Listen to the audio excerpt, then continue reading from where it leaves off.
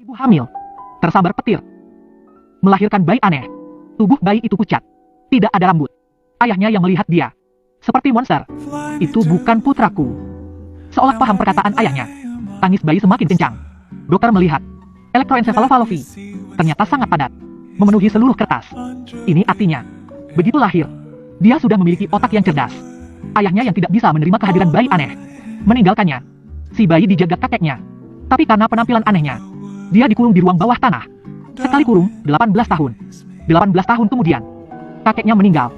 Seorang kepala polisi membawa kepala panti asuhan ke rumah ini, ingin membantunya. Mereka tahu anak ini sudah dikurung 18 tahun. Tidak pernah kontak dengan dunia luar. Mungkin telah menjadi liar. Lebih baik hati-hati. Keduanya membuka pintu bawah tanah. Masuk dengan hati-hati. Tapi setelah turun, semua terlihat bersih dan rapi.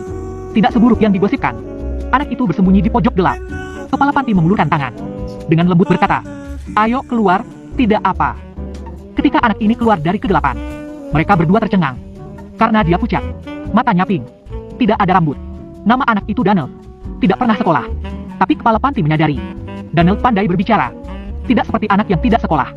Dia melihat rak buku di dinding. Asal mengambil sebuah buku. Bertanya dia juga suka buku ini.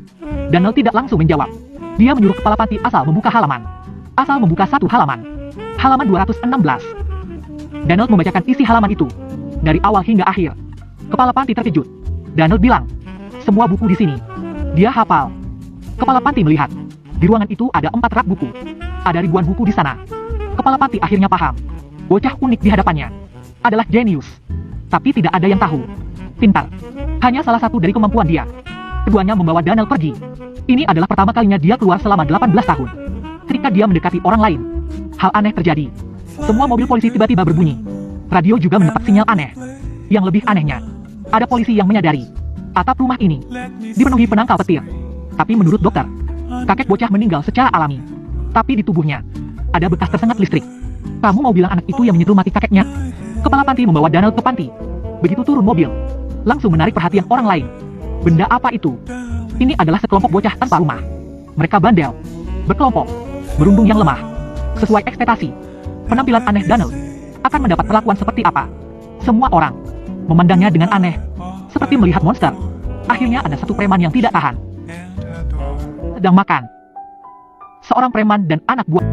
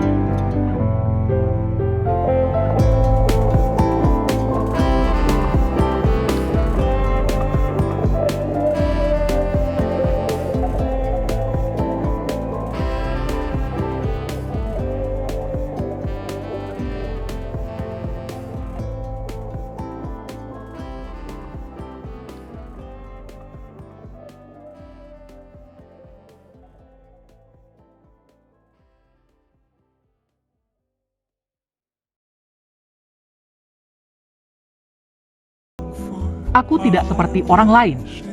Setelah mengatakan kalimat itu, Donald pergi. Setelah beberapa hari, di acara sekolah, seorang perempuan mendekati Donald. Ini adalah orang satu-satunya yang menjadi teman sekolahnya. Donald sangat senang mengobrol dengan perempuan itu. Tapi tak lama kemudian, ayah perempuan itu datang, menarik kerah baju Donald, terus mencercanya, mengatai Donald monster, menyuruhnya jangan mendekati putrinya. Kepala panti yang melihat di samping segera datang melerai.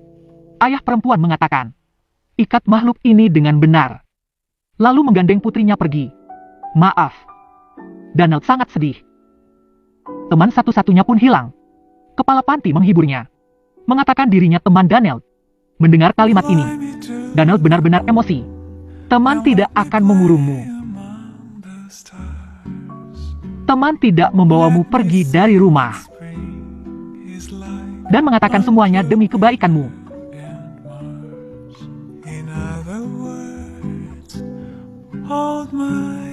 Kamu kira aku akan membiarkanmu mengurungku di sini berapa lama? Dibanding kehidupan manusia yang licik dan penuh kebencian, Donald lebih memilih berinteraksi dengan binatang. Dia pergi ke hutan, menyentuh tanah dengan kedua tangan. Hewan-hewan kecil bermunculan. Para preman yang merundung sedang berburu di hutan itu.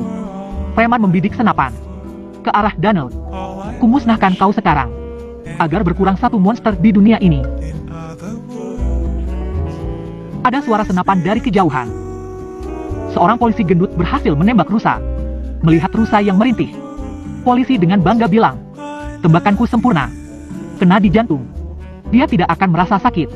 Donald mendengar kalimat ini, perlahan mendekat, menjulurkan tangan, meletakkannya di rusa yang hampir mati itu.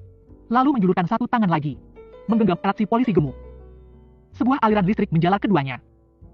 Rasa sakit rusa teralirkan ke polisi. Dia merintih kesakitan. Kejang di lantai. Rasa sakit yang sangat mematikan membuat hatinya hancur. Ini adalah kekuatan keempat Donald. Telepati. Polisi melepaskan diri dari Donald, seperti melewati ribuan siksaan. Sebagai penyalur, Donald juga merasakan rasa sakit itu. Tetapi hatinya hanya ada belas kasihan. Setelah itu, polisi gemuk itu tidak pernah berburu lagi. Aku tidak akan pernah bisa berburu lagi. Kepala polisi yang tahu hal ini mencari Donald. Istrinya sudah lama sakit, tidak bisa bicara dan bergerak. Seperti sudah di penghujung usia. Dokter bilang setiap menit dan detik, istrinya dalam kesakitan yang luar biasa. Tapi entah mengapa, dia terus bertahan. Tidak rela mati melihat orang terkasihnya menderita. Kepala polisi meminta bantuan Donald, memberitahunya isi hati istri. Donald mendekat ke kasur, meletakkan tangannya dengan lembut di jidat perempuan itu, merasakan isi hatinya. Satu-satunya yang membuatnya tinggal adalah suami dan anaknya. Hubungan kepala polisi dan anaknya sangat buruk. Istrinya takut jika dia meninggal, maka keduanya benar-benar putus hubungan. Dia berharap ayah dan anak itu berbaikan. Ketika dirinya pergi, mereka bisa saling menemani. Tidak kesepian. Dia tidak rela mati, dia tidak rela meninggalkan tempat ini. Kecuali kamu sadar kamu masih punya putra. Kepala polisi menangis sembari menyetujui permintaan istrinya. Tidak apa malaikat. Selamat tinggal, sayang. Dalam pelukannya, istrinya pergi selamanya. Anaknya yang mendengar berita ini langsung datang. Melihat ayahnya yang berlinang air mata, dia paham semuanya. Dia terisak, memanggilnya dengan sebutan yang sudah lama tidak dikeluarkan. Papa. Ayah dan anak berpelukan erat. Donald yang melihat pemandangan hangat ini, dia iri. Ini sudah saatnya dia pulang. Dia kembali ke panti, membereskan kopernya, berniat meninggalkan panti. Kepala panti yang melihat, menghela nafas, tidak menghalangi. Tapi tidak disangka, Donald yang baru keluar kembali bertemu para preman. Preman merebut topi Donald, melepas pakaiannya, tidak berhenti menghinanya. Emosi Donald mencapai puncak. Sebuah kilat muncul dari langit. Kalung dan anting preman terbang sendiri. Donald akhirnya meledak. Ada apa ini? Preman terkena ledakan. Jantungnya langsung berhenti. Oh tidak, detak jantungnya berhenti. Para preman panik. Donald mendekat, menggunakan tangannya jadi defibrilator. Ditekan di dada si preman. Sekilat listrik melintas. Lagi dan lagi. Menyelamatkan si preman. Meski dirundung. Tapi Donald yang baik hati tetap memilih menyelamatkan orang. Donald pulang ke rumah lamanya. Dia membuka pintu depan. Barangnya telah dipindah semua. Dia masuk ke ruang bawah tanah yang familiar. Semuanya telah dikosongkan. Dia duduk di pojok yang gelap. Rasakan sedikit rasa aman. Dan kesepian yang luar biasa. Kepala panti mendatanginya. Dia melihat Donald yang kesepian. Meminta maaf dengan malu.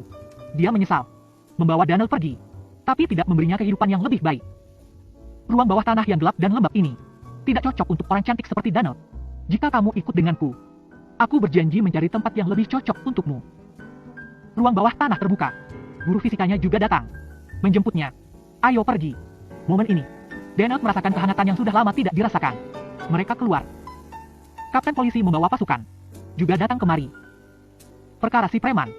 Polisi datang menangkap orang untuk diinterogasi. Tapi Donald bertukar pandang dengan kepala polisi. Pertama kalinya kepala polisi tergerak hatinya. Dia melempar radio polisi gemuk, berniat melepaskan Donald. Saat itu, dari langit muncul suara guntur. Donald melihat kejauhan, seperti mendapat panggilan. Dia yang takut petir, malah berlari ke arah sana. Dia membentangkan tangan menuju awan mendung itu, berlari dengan bebas. Awan itu juga bereaksi, menurunkan sebuah kilat, menghubungkan Donald dengannya.